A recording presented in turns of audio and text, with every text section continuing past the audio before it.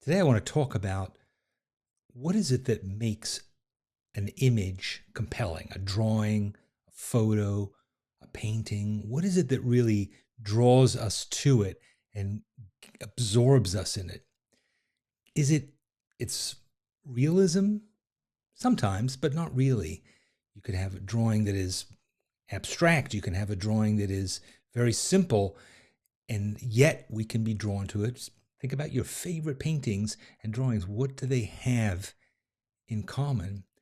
I think they have story, a story that's embedded in the image. And I don't mean an illustration necessarily. I mean just something that goes beyond what the object is or what the scene is or what the portrait is, to telling us some story behind it. We love stories as human beings. We're compelled by stories. We're drawn to stories. We're natural storytellers. And our art can tell stories too, if we're aware of this as an element. So, how do you do that? I mean, what are the elements that make for a story in a piece of art? Well, today I want to ask my friend Jedidiah Dore exactly about this, because he is a very compelling storyteller, a really fantastic artist. And when you look at his work, you're just drawn into it. He manages to take time and to compress it into a single image. He makes you feel like you can hear and smell the environment that he's depicting. It's dramatic, it's energetic, it's beautiful, it's fun. All these things make his art really engaging. So let's have a chat with Jedidiah, who happens to be also a teacher at Sketchbook Skool in the Spark program. So he's not only a person whose art you can look at, but he's also a person who you can learn from. And we're going to find out all about that too. This video is brought to you by Spark, the membership program at Sketchbook Skool. Hey there. Are you ready to take your art to the next level and to become the artist that you've always wanted to be? Well, then let me tell you about Spark, which is the membership program at Sketchbook Skool. Every day, hundreds of artists of all levels come together to learn and to create right here online. Instead of sitting alone, surrounded by unused art supplies and unread art instruction books, they're meeting in small, friendly groups to become the artists that they've always dreamt of being. With Spark, you'll get access to 2 to 3 hours of live classes every day, taught by incredible instructors from around the world. I know, because I handpicked each of them for you. And if you can't make it to a live class, you can always catch up later with hundreds of class recordings. You decide what works for you, but there's lots to choose from. You can learn drawing, watercolor, portraits, nature journaling, botanicals, mixed media, urban sketching, so much more. So if you're ready to make art a real, meaningful part of your life, join us at Spark, the membership program at Sketchbook Skool. Here's Jedidiah. Hey, Jed, it's great to have you here. Have a good chance to talk to you about your work and about your role as a teacher. Hi, Danny. It's great to be here. Boy, I'm so excited about this. I can't wait to chat with you. So I wanted to start by talking about the kind of art that you make, and that art is called reportage, which is kind of a fancy French-sounding word for, well, Mhm. what does reportage mean? What? It's exactly right. It sounds very fancy, but it's really just visual type of visual journalism. It's really, I specialize in reportage. I'm an illustrator and artist first, but it's basically like think of it as on-site documentary drawing. It's a very proactive and dedicated process of creating, for example, a visual essay or story through documentary drawings that are typically accomplished on location. Right. So, in a way, when you're doing a drawing, what you're looking for is not just to depict what the buildings look like, what the street looks like, but to kind of capture a moment in time, really, right? So it's everything that's occurring during the 10 minutes, half an hour, 2 hours, however long it is that you're there on site. Things change. People come and go, cars move, events happen. That's part of what you're doing, right? Correct. And that's one aspect of it that I especially love, that it's very sequential, really journaling everything that happens before, during, and after that. So the entire sequence of time that you're documenting. And every situation or place that I reportage has a unique kind of energy and culture and kind of vibe and even color and action. And I love drawing people and activity and energy in those settings in a very dynamic way. A lot of times when people do urban sketching, they'll leave people out altogether, or they might have like frozen people. But what you're doing Mhm. is you're creating energy in your draw because people are the things that tend to be moving the most, right? So you're drawing blurring lines, people crossing over. It's like a time lapse photograph almost. What you're doing. Well, yeah, those darn people that just keep moving. They won't sit still, especially in New Yorkers. New Yorkers are especially energetic. If it's a parade or a protest or in the middle of Times Square, if it's got a lot of energy, I'm right there with it. It's a matter of really just connecting with that place and that time and that energy, if you will. I think the more you sort of observe and soak that in, it shows in your energy on the page as well. So when you go to a situation, you're going to a street corner, you're going to a parade, you're going to whatever it is, you come in not knowing what exactly you're going to see, what exactly it's going to look like. So you have to be prepared in a way. What are the ways in which you prepare? What kinds of materials are you using that allow you to be prepared? Tell me a bit about what what you're doing when you plunk down and start to work. For me, reportage or just really drawing on location anywhere, making art on site anywhere on the spot. I think it's that instant connection. You have to deal with what's happening in front of you. Tend to do one of two things. If it's a commission, for example, I might do some preliminary sketches. I might even do a little bit of research about the location to just learn a little bit more about it. But one thing that just almost always happens, because I've been documenting in New York City for 12 years now with this project where I'm chronicling life in the five boroughs. What happens every time is that I meet people that are so curious about what I'm doing, so curious about the drawing. They walk up and I've never seen anybody drawing this building. And they lived there for 25, 30 years. And all of a sudden I'm getting this great story, this history lesson about the place and that person and their family and everything else around that. And that to me is what influences and inspires the drawing to make it even more interesting.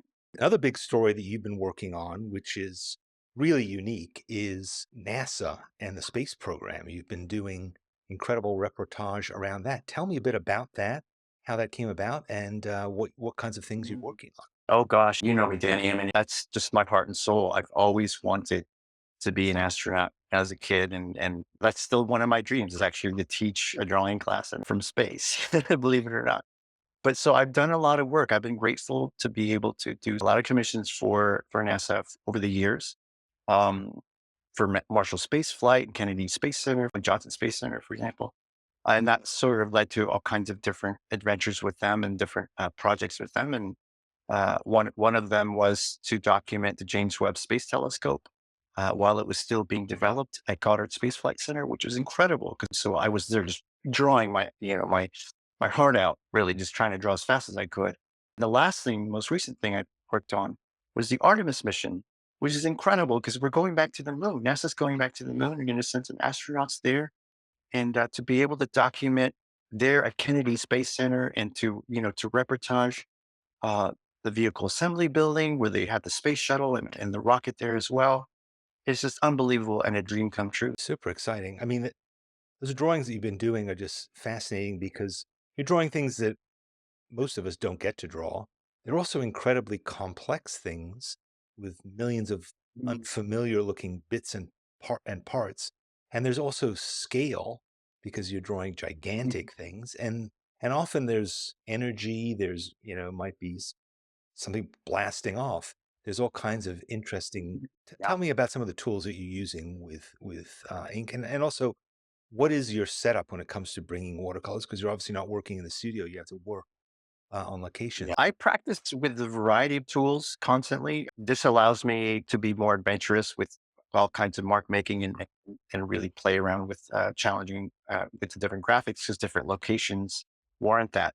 But also more importantly, uh, I bring some essential tools that I have in a pack that's ready to go. So, for example, if there's a march or parade that's happening very spontaneously, I might draw with markers or something very quick or fountain pens. So that way I don't really have to set up. But my typical reportage kit, if you will, is I have a foam core board with some clipboards in it and some 12 by 19 pads. Sometimes I'll bring an 18 by 24 pad. I draw really big. And I'll have a reed pen or bamboo pen. I'll have a dip pen and some different nibs, fountain pen, and a watercolor set, of course, like a paint pen set with 12 or 24 colors. That's all I need. You don't really need to bring much. It's really about intent and what kind of stories you have in mind. Absolutely. So, you're a teacher. You obviously you're teaching at Sketchbook School, but you also teach at Parsons, which is one of the finest art schools in America. And you've been teaching for Sketchbook School on and off for a few years now. You did an incredible Mhm. workshop for us originally called The Lively City. Tell me about the two classes that you're teaching for us right now. I'm an instructor for two wonderful classes at Spark. The first is a creative urban sketching class. We have loads of fun because we play around with ideas and explore a variety of methods and media. We enjoy it's great, almost like family. We have this camaraderie of learning and being curious about art together.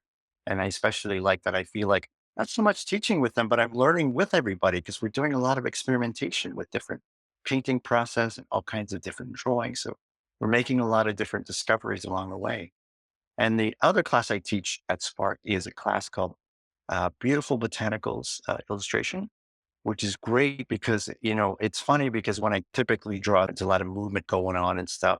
It's very spontaneous. But the botanical drawing class forces me to slow things down because we're more focused on, realism and process and accuracy. And we do a lot of really good learning about botanicals and plants and things. And two really great classes. Your classes are awesome, and the people who are taking them are producing amazing art. They're always sharing it, and I think they're surprising themselves. I hear them say that a lot. What I especially love about members is how hungry they are to learn about art and how curious they are about art. Some of them have never even really drawn or painted before. They're very new to it. It's starting with an open canvas or a clean slate, if you will. And so for that reason, I found the members to be very earnest, very inquisitive, and very curious about all of it.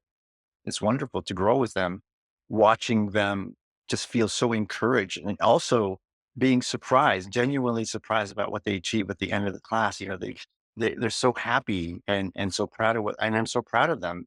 I think it's great for everybody for at all levels. Well, thanks so much. Thank you for being part of Sketchbook School. You are an example of how great the Spark experience has been for so many people who are learning new stuff and making art on a regular basis and Mhm. trying stuff out that they've never done before. In some ways, it's a really challenging thing to do to go to a street corner and tell a story about everything that's going on in a crazy city, but it's teaching you so many valuable lessons about making art that I think is wonderful. And you're so experienced. You're such a good teacher. It's such a great opportunity to have you as their instructor, and people really love it. Oh gosh, I can't wait for the next class because I have so many ideas and members have so many ideas about what we're going to discover during class. I can't wait either. Well, thank you so much. Thanks again, Jed. Thanks so much, Danny. Well, I hope you see why I love Jedidiah Dore as a person, as a teacher, and as an artist. And he teaches and has changed the lives of so many artists who are taking classes in the Spark program at Sketchbook School. And we have so many different kinds of teachers and different kinds of classes that we're teaching literally every day. Every day we have 2 to 3 hours of different classes that you can jump into whenever you want to. You can watch them live and you can perhaps have a conversation with the teacher or ask you questions, but also you can watch a recording whenever you want to. And we have so many years of recordings now that you can go back and look at all kinds of incredible things that have been taught in drawing, in watercolor, in urban sketching, in colored pencils, in gouache, in all kinds of stuff. We even have a class in writing and we've had classes in lettering and in uh, everything you can imagine that you could do creatively in a sketchbook, we teach at Sketchbook School. So there are hundreds of people doing it every day. And when you go to a class, you will also join them. You will be part of a community of other artists, which is a great thing to do because not only do you have company when you're making stuff, but also you have other people who you can ask questions of, people who can give you support, people who you can give feedback to, people who you can make friends with. And we have a lot of people who have become really close friends over the years thanks to our program. So if you'd like to learn a little bit more about it, you can try out a 2-week free trial of Spark. Just go to sketchbookskool.com and click on Spark in the menu. Learn a bit more about it, see all the things that you get as a Spark member, and try it out. I think you will really enjoy it, and you can hang out with Jedidiah and learn exactly how to make the kind of compelling art that he's making and tell the kind of stories that he's telling too. I hope this has been helpful. I look forward to seeing you again next time and maybe seeing you in the Spark membership program. Bye-bye.